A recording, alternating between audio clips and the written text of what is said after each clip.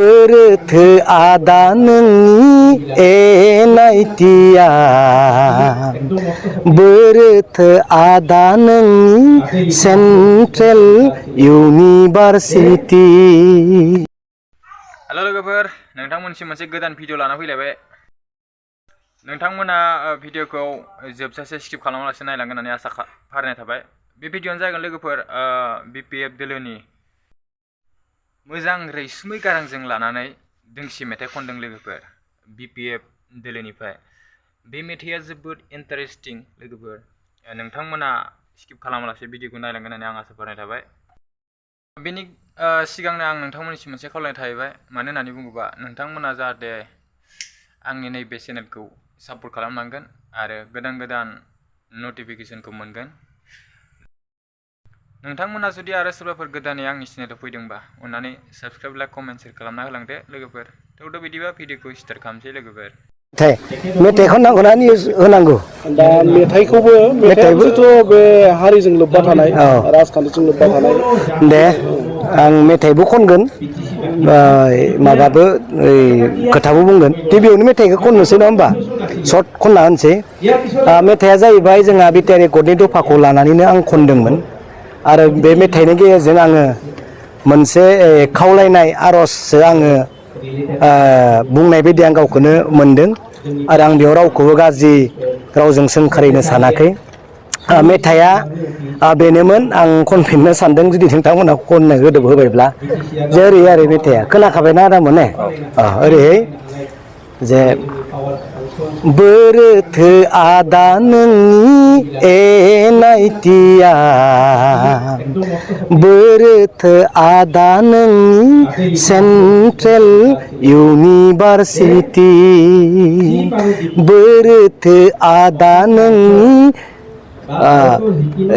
Upendranath Brahma university बोरोथो आदा नोंनि organic university नागिरब्लाबो जेरावबो गैया नागिरब्लाबो जेरावबो गैया नागिरब्लाबो जेरावबो गैया नखर नखर साख्रिबो गैया दे मावफुंदो आदा साना हाबनोसै दे मावफुंदो आदा साना हाबनोसै।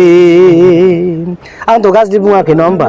मावफुंनोसो होदो आङो। दे आङो बुंगोन जोंहा BPF जों सायख'जानाय सुद्ध कुमार बसुमतारी सारा बिराद अनथावथाव नङा होमबा? ओरैबायदि अनथावथाव बेक्ति बियो। बिथांनि महर मुस्रिखौ नायनानै बिथांनि मानसिखौ महर मुस्रिखौ नायनानै सोर भट होआलासिनो थानो हानो? नङा नङा ना? ओरैबायदि अनथावथाव बियो जेन्टेल मानसि, रावजोंबो नांज्लायनाय खमज्लायनाय सोरखौबा दाबि धुमखि होग्रा मानसि नङा बियो। नुनायावनो मानसियानो अनथावथाव। दा बेनो भट होआलासिनो सोरबा थानो हागोनबा? थानो हागोनबा आयंआ? हायाना? बिराद अनथावथाव बियो। मोनगोन बियो। बिनिखायनो आं बुंदों सुद्ध बसुमतारी सारनि जानानै जोङो हाजार हाजार कौटि कौटि लाख लाख फैसा गारनांगौनि खुनु प्रयजन गैया आरो पार्टियाबो एसेबां खस्थ' खालामनांगौनिबो गोनांथि जानाय नङा। मिथिबाय? मानोना बियो बिराद जेन्टेल आरो अनथावथाव बेक्ति आरो जोंहा मानगोनां प्रमद बर' बिथांजों दैदेनजानाय राजनितिक दल UPPLनि जिथु केन्डिडेट बिथांखौबो आं गाज्रि होननानै बुङाखै, नाथाय बिथांनि फाउन्डेसनानो मोजां नङा। मानगोनां प्रमद बर' बिथाङा खोथा बुङो मोनसे, मावो मोनसे। बिथांनि सालायानो नङा होमबा? बिथांनि सालायानो डेन्जार। जा खोथाफोरखौ बुंनानै रायजोखौ आघात होबाय, दुखु होबाय, बेखौ रायजोआ दिनै बावनाय नङा। दिनै नाय 200निबो बारा सेंग्रा सिख्ला MA LLB PhD graduate BA फोरा दिनै पास जानाय बिथांमोना सेंग्राफोरा जइन जानो फैदों। दिनैल' नङा, गाबोन समफोरबो 500नि गोजौ अनलि सेंग्रा सिख्लाया जइन जानो थांगासिनो दं। मानो? BPF आव फैसा दङ होमबा? BPF आव पावार दङ होमबा? BPF आ माबा मोनसे होनो हायो होमबा? होनायाथ' UPPLआसो हायो।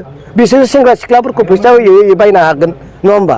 साख्रि होगोन होननानै बुंनो हायो माबा मोनसे न' स्किम होगोन होनना बुंनो हायो नाथाय सेंग्रा सिख्लाया दिनै कुनु मोनसे थाखा फैसा खामानि दामानि गारजोबनानै हाग्रामा महिलारि बिथांजों दिनै जइन जानो फैदों आरो सुद्ध बसुमतारिनि महर मुस्रि अनथावथाव महर मुस्रिखौ नुनानैनो दिनै जइन जानो फैदों पारसेन्ट मानो देरहाया जों थांनाय खनसेयावबो देरहादोंब्रा बेफोरनि गुमुरखौ सोर मिथिनो नङा होमबा दाबो देरहागोन बिसोरो सोमोनांगोन जे एसेबां बाहेरनिफ्राय मन्त्रि एमएलए एमपिफ्रा फैनानै बे सुद्ध बसुमतारिनि फेजेननो थाखाय सोरबा नाजादोंब्ला बे फेलार जागोन थाखा फैसा लकसन जागोन खस्थ' जागोन आरो लासिंसिं जागोन बिनि अनगा आरो जेबो गैया हाग्रामा महिलारि सारा बुंखाबाय 80,000 बाराबो जानो हागौ नङा होमबा बे हिसाब होदों बेनो जागोन थेंक इउ সবে দেখি আছে ৰাইজ বহুত উৎফুল্লিত হৈছে আমাৰ নমিনেশ্যনটো দিয়াৰ পিছত আৰু বেছি মানে এগ্ৰেছিভভাৱে ওলাই আহি আছে মানে